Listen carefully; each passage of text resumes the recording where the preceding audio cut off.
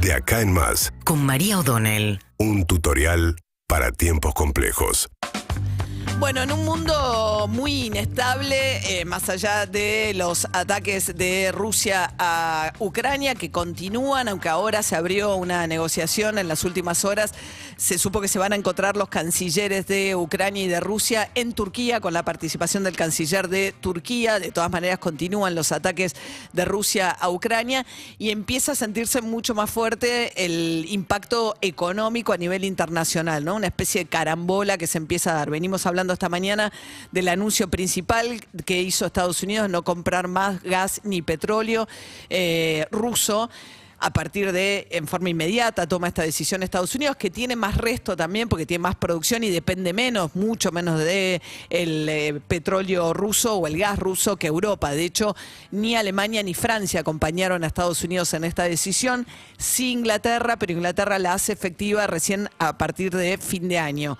El efecto carambola tiene que ver con que inmediatamente Estados Unidos ya abrió negociaciones con Venezuela para levantarle las sanciones a Maduro y ver si de esa manera PDVSA, la petrolera estatal venezolana, que está produciendo muy por debajo de sus posibilidades hace ya muchos años, puede empezar a retomar la producción y volcar más cantidad de barriles de petróleo al mercado.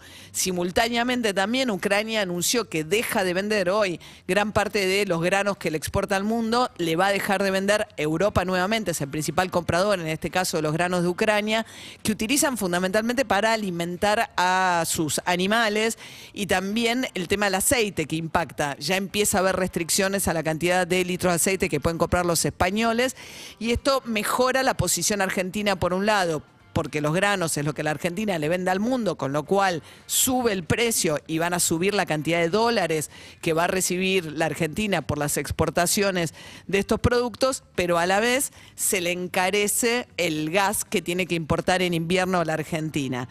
En este contexto, lo que está diciendo el gobierno fundamentalmente es cualquier cuenta que hagamos con el Fondo Monetario Internacional es como escribir sobre la arena. Es un escenario tan cambiante y tan impredecible que dice discutir el acuerdo con el Fondo Monetario Internacional en este contexto no tiene mucho sentido detenerse en el detalle del acuerdo.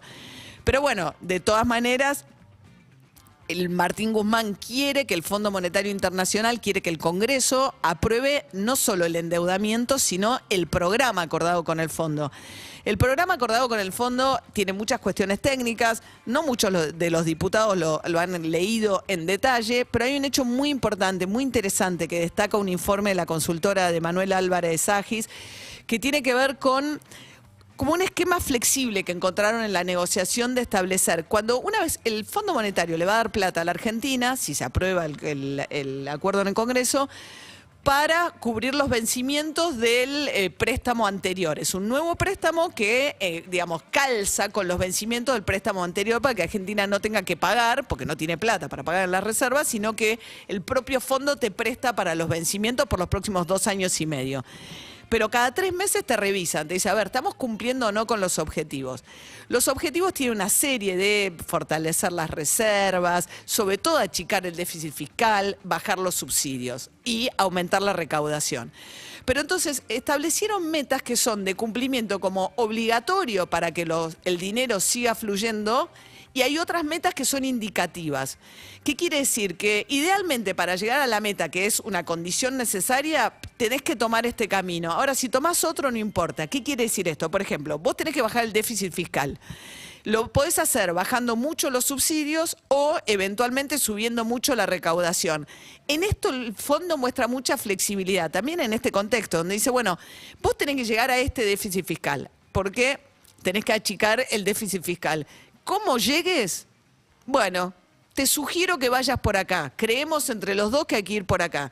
Pero eso es bastante interesante, es bien distinto a otros acuerdos que se han firmado en ese sentido con el Fondo Monetario Internacional. Pero tiene un elemento muy importante también, que es que dice, está todo bien, si Argentina creciera más de lo que está previsto, ¿qué pasa con esos fondos extras del crecimiento? Igual en este escenario es difícil pensar eso, pero bueno, suponiéndose, bajás más rápido el déficit fiscal, eso sí es obligatorio. Entonces, Bueno, todo esto es un poco la discusión de la letra chica del acuerdo con el Fondo Monetario Internacional, que la oposición le está diciendo no me metas en ese lío, déjame a mí. Y ayer Gerardo Morales, el presidente de la Unión Cívica Radical, fue al Congreso y a los propios les dijo tenemos que aprobar este acuerdo porque nosotros somos responsables. Están diciendo, bueno, en lugar de el texto que mandó el Poder Ejecutivo al Congreso, que dice apruebas el programa es deuda más programa, el primer artículo dicen apruebas el endeudamiento, artículo 2 pone apruebas el programa. Entonces te dicen déjame que te vote el 1 y que no te vote el 2. Ese es un poco el acuerdo que están buscando por estas horas.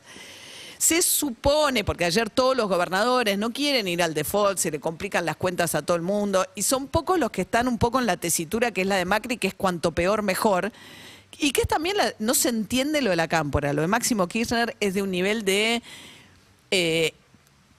irresponsabilidad en términos de la conducción política. Digo, es el titular de la Cámpora, una de las agrupaciones más importantes del Frente de Todos, de la coalición de gobierno, se baja de la conducción del bloque, se ausenta de la asamblea y no dice nada y ordenan a todos sus diputados silencio. Pero lo que creen en el gobierno es que hay mucho más que silencio, que están militando en contra y hay algo que se está rompiendo definitivamente. Fíjense dos datos. Ayer Alberto Fernández fue en el Día de la Mujer a José Cepaz con el intendente Illy. El intendente Illy había quedado recaliente con la Cámpora, indignado porque cuando se armaron las listas de candidatos en las últimas elecciones, Máximo, hoy presidente del PJ de la provincia de Buenos Aires, le dio poquísimo espacio, ninguno a los intendentes. Entonces, Illy ayer le dijo, con Alberto Fernández al lado, dice, ustedes que cerraron las listas como se les dio la gana, ahora háganse cargo y voten lo que les pide el Poder Ejecutivo. ¿Tenemos ese audio? Sí. ¿No tenemos ese audio de Illy, Leo? Nosotros necesitamos seguir hacia adelante, seguir acompañando a nuestro querido presidente, decirle a esos compañeros que hoy tiene la responsabilidad de ocupar una banca nacional en representación de nosotros, porque cuando se hizo la lista estaban escondidos 30 días antes, no los encontramos. Así que se pusieron en la lista. Ahora que voten lo que necesita el Poder Ejecutivo Nacional, que no traicionen al pueblo. No podemos entrar en default. No traicionen al pueblo, le está diciendo el intendente al lado de Alberto Fernández. Alberto Fernández en ese contexto dijo, no sé si es la mejor oportunidad, mi primer mandato, dando a entender que quiere ir por un segundo. Ya todo el mundo lo sabe. Ahora, fíjense a Aníbal Fernández, también están hablando de traidores. Fíjense el nivel de tensión interna que hay en este momento dentro de la coalición de gobierno con la Cámpora. El intendente al lado del presidente le dice no sean traidores. ¿Qué le dijo Aníbal Fernández? Yo conozco a algunos compañeros que hablan con otros, haciéndole el coco para que voten en contra. Pareciera ser que gozan de situaciones de esa característica. Lo que si sucediera alguna cosa de esa característica, el daño que le producirían al pueblo argentino sería superlativo por una mezquindad política. No, yo no juego eso. Porque los que dicen que no están de acuerdo con el acuerdo, que vengan y me lo cuenten. ¿Cuál es el tema? El default. ¿Cómo salen de esa situación? El lonjazo que se va a comer el pueblo inmediatamente después del default. Que me den una explicación de por qué entonces este tipo de cosas. Porque quieren hacerle daño al presidente, díganlo entonces. Claro. Sáquense la careta y díganlo formalmente por qué no quieren o por qué quieren perjudicarlo al presidente. No sean traidores, sáquense la careta, ¿por qué quieren perjudicar al presidente? Sé de compañeros que le hacen el coco a otros para que voten en contra. Así está la interna del Frente de Todos. Y la oposición tiene sus problemas, pero también hay un sector de la oposición que dice no me piden a mí, que no me pidan a mí que les arregle los problemas que ustedes tienen, que son cada vez más serios.